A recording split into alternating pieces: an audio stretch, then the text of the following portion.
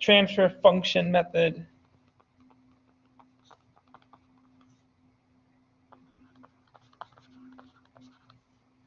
And again, we're only concerned about our steady state solution.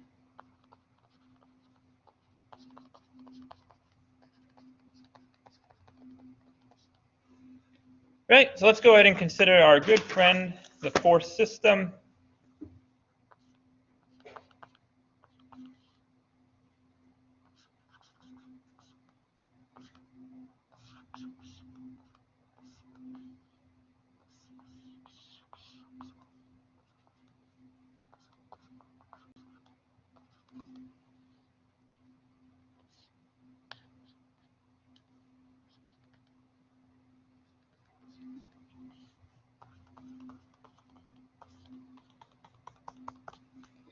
Like that.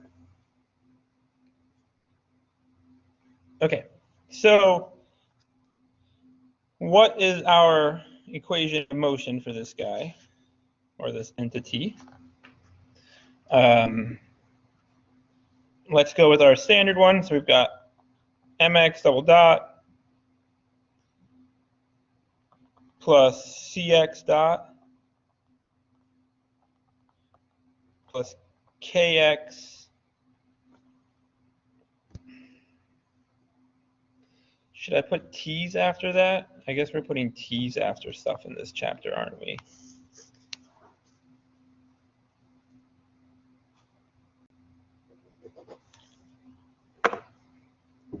So in this chapter, we're writing it like mx double dot as a function of t, just to show we're in the time domain,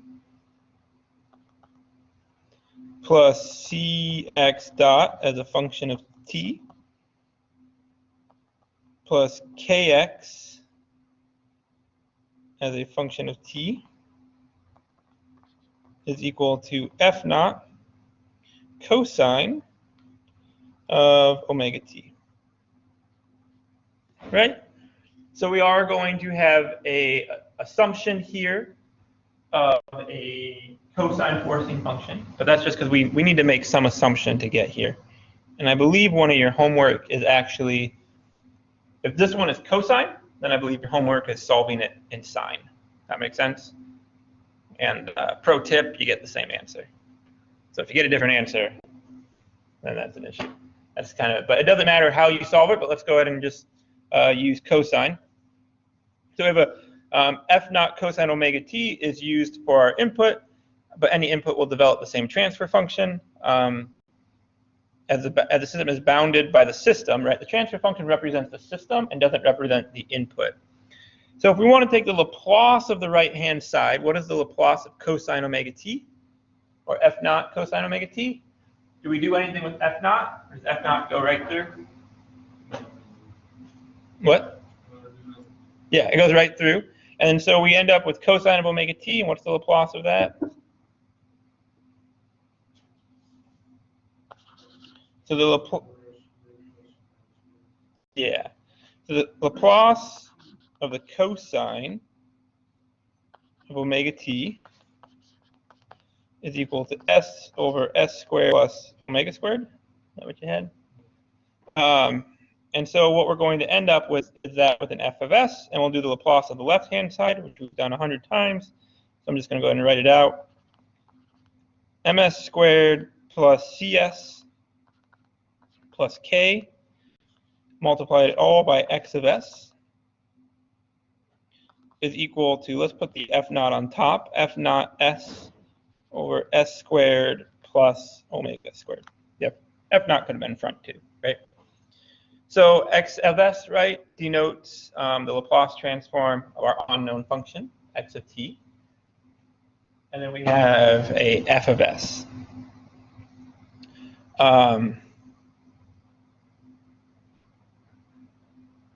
So let's go ahead and arrange this as x of s, right? So put it equal to x of s.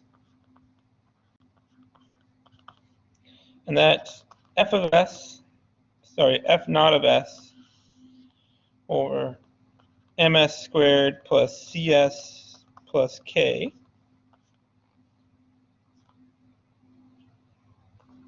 times s squared plus omega squared. Now we have f of s and x of s.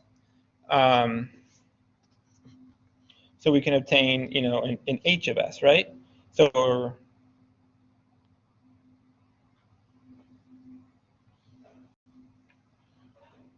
let's go ahead and break these out. So we're going to have h of s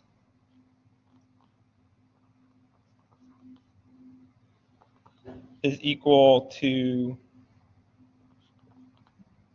x of s over f of s, right? So f of s was, or let's do it like this. So we can take x of s times the inverse of f of s, right? So x of s was f naught of s. Let me break this back up into our colors. I think that will be better. A lot of the terms show up in the same one. Actually, let's also go ahead and just be explicitly clear here that this here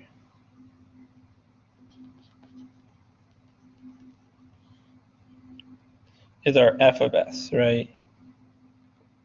So f of s is equal to our forcing function, right, which is f naught of s, or s squared plus omega squared. Maybe that wasn't explicitly clear. Sorry, I might have said that and not written it, right? So we have this right-hand side is our forcing function. We take it into Laplace. We take the Laplace of the cosine of omega t, and this and our amplitude becomes our f of s. Does that make sense? So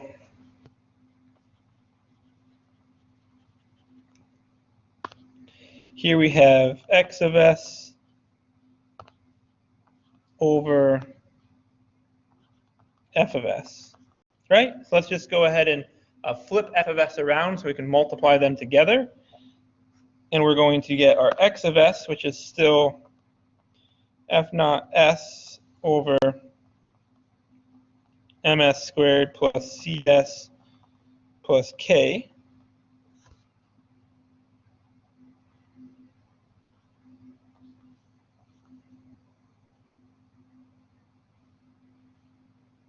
Times s squared plus omega squared, right? Multiply and go pink so we can do our multiplication, and then red. So f of s, but because I want to multiply it, it's going to become s squared omega squared over f naught of s. Does that make sense? All right, so we have some terms that cancel. What cancels?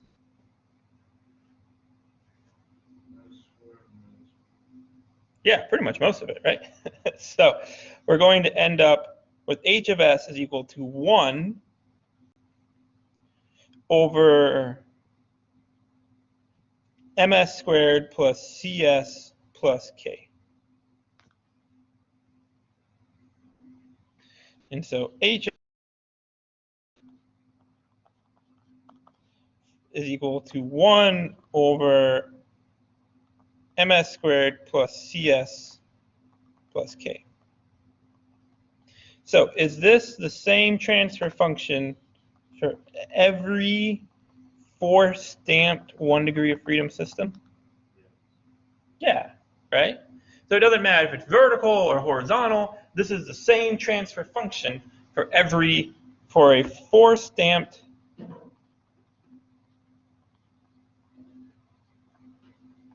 1 degree of freedom system.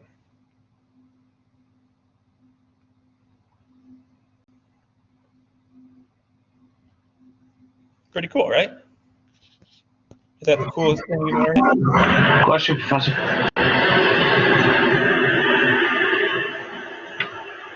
Is that a question or just random noises? Can you hear me? Yeah. So why is there, like, is there a reason why you don't have zeros in your transfer function? You mean like zeros and poles? Yeah. Yeah, it's a completely different topic. I don't think we go over that in this class at all. Oh, You don't have a space like that here. So a okay. zero would be, what would a zero be? So you have your input You would have some S up top. yeah, but no, a zero is when you have an input without any output. How are you going to have that with a 1 degree of freedom system? I see. Okay, So, thank you.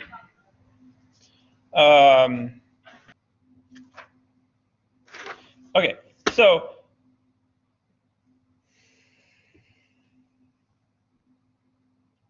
this is pretty useful, but a little bit abstract, right? So let's see what we can break this down into. So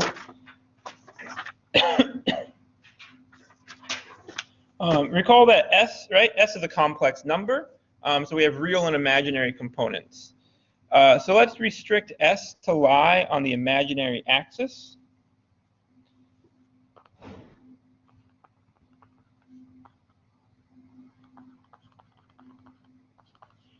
So X, sorry, not X, let's restrict S to the imaginary axis, right?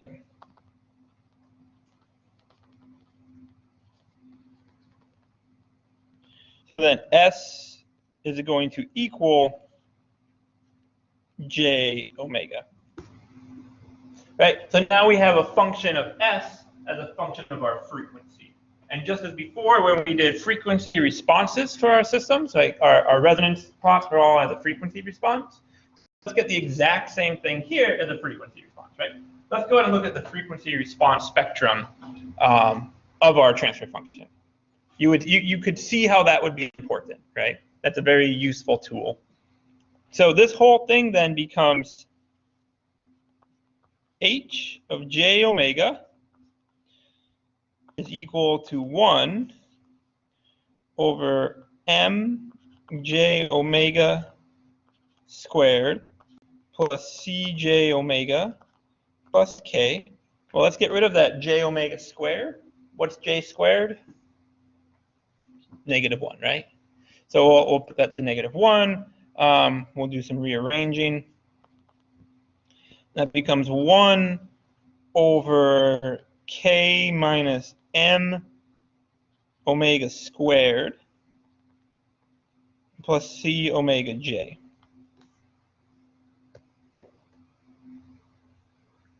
Okay?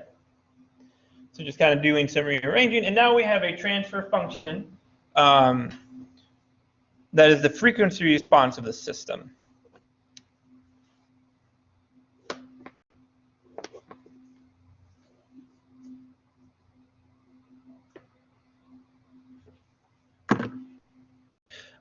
Therefore, it can be, did you guys notice in my notes that I have B like a bumblebee? A little, no? Okay, no one reads my notes that closely. Well, there was an extra E on the B there. So it can be seen, right, that the frequency response of the system, of the transform function evaluated on this line, right, has our frequency response, I guess. However, what do we really care about here, right? So our frequency response has phase, and then what's the other thing it's going to have in it?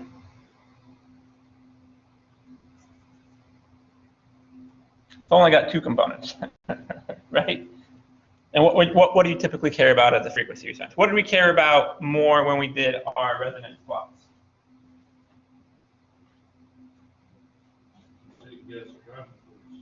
What?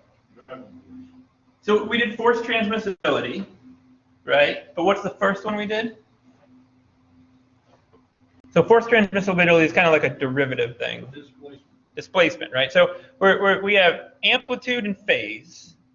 Those are our two things from our frequency spectrum, right?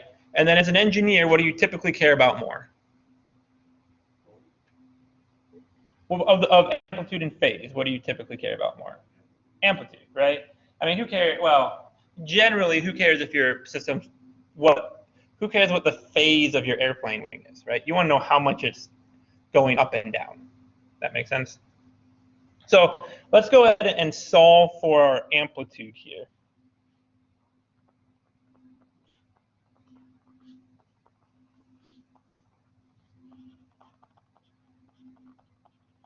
Solve for the amplitude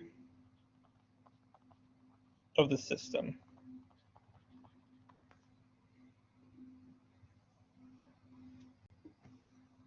Right, and so we're going to call that the absolute value of hj omega. Right, that makes sense? That look right? So I've got the absolute value of hj omega, right, as our normal hj omega is made up of our real plus our imaginary components, imaginary with a j. The amplitude, hj omega, amplitude is equal to our square root of r squared plus, well, that's not how you draw an I, plus I squared. Right? So mathematically, do I keep the j in there if it's an axis? Should there be a j under that radicand? Should it be ij squared? No, it's just I squared, right? That's right? Yeah, okay. So, doesn't matter. It does matter, but not really, just kind of notation. Professor, Well, isn't j squared equals to -1? So it would be r2 minus I mean, r squared minus aren't you supposed I to be squared. in class? Sorry? Aren't you supposed to be here? Yeah, I'm sorry, I couldn't make it today. No, take a look at your complex plot, right? So your complex plot is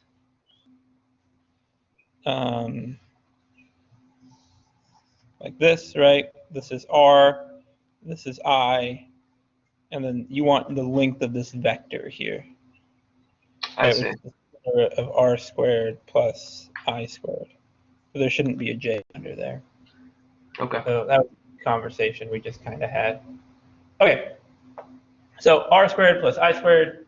So that's our amplitude, right? So let's multiply hj omega by its complex conjugate.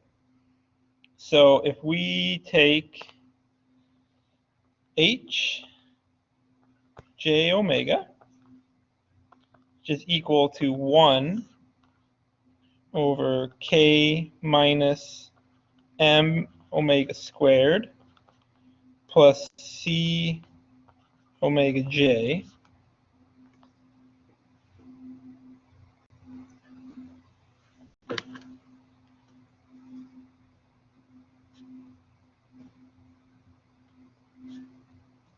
expressed as. So let's multiply that by 1, but we're going to call that its complex conjugate. Or we're going to multiply it by 1, expressed as its complex conjugate. So that's going to be k minus m omega squared minus c omega j, right? Because a complex conjugate is just going to flip about your real line. So your positive imaginary component becomes negative, right? Flips about the real. So it goes from here to here. So over k minus m omega squared minus c omega j. So you can agree, hopefully, that what we've done is multiply that by 1. So we haven't actually changed anything. But a little bit of rearranging to get rid of all of our j's, or move all of our j's to one component, gives us that k minus m omega squared over k minus m omega squared squared c omega squared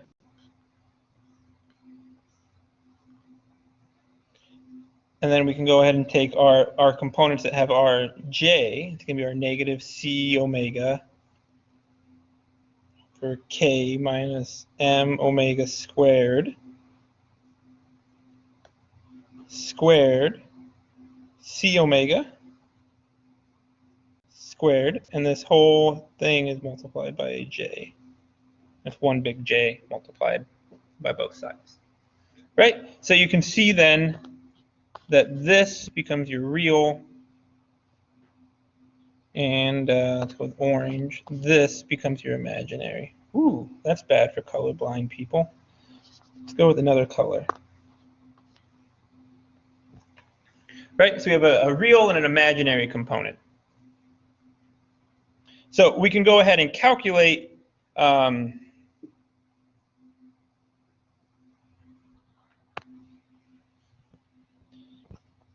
h of omega, right? We're dropping the j, no more j. So we've lost our imaginary moment, which is equal to, that's going to just be our amplitude. So h of j omega amplitude, you see how those two things are the same? Right? You see how these two equations are the same? Just making sure that, you know, we're not making stuff up here. That is equal to our square root of r squared plus I squared, which is equal to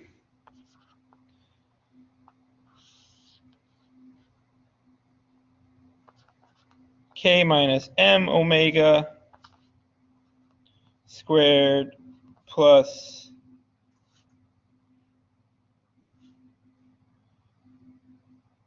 negative c omega, right, squared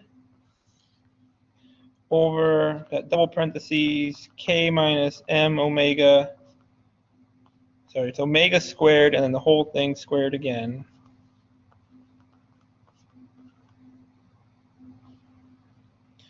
plus c omega, and that whole term is squared, and then this whole term from before is squared, and that's all under the radical,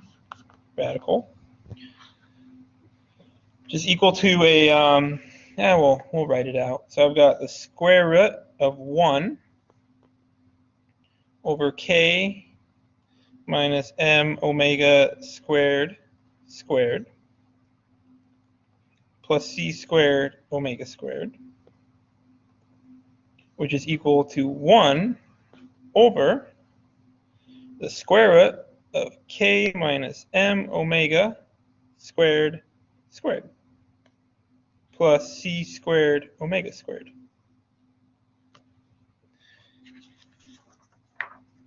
Right? So h omega represents only the amplitude.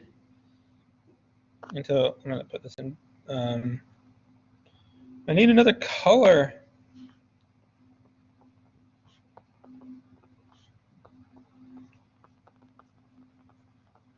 So only the amplitude of the system. Okay. So that's pretty cool. Let's pull together then. So we have 3 equations here that we've solved for. So if you haven't written down anything at this point, these are 3 you might want to write down, right? So to recap, the single degree of freedom system, let's call it the 1 degree of freedom system,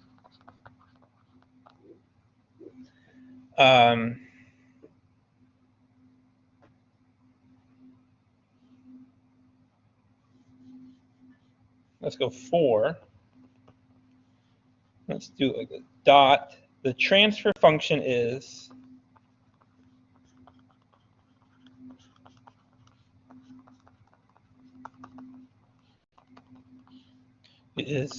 h of s is equal to 1 over ms squared plus CS plus K.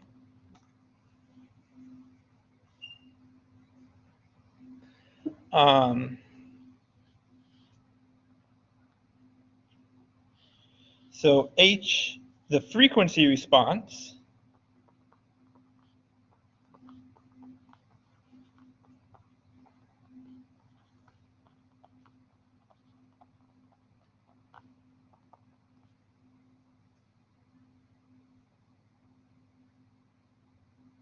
is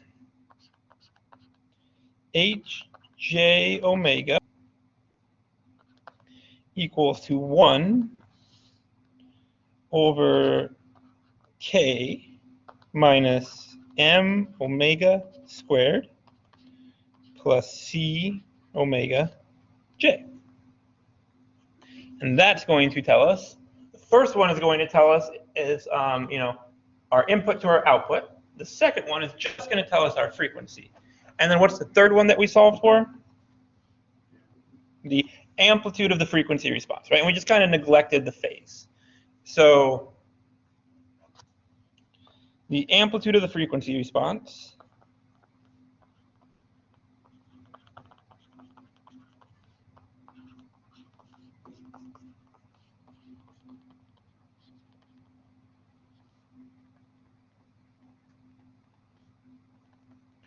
is H of omega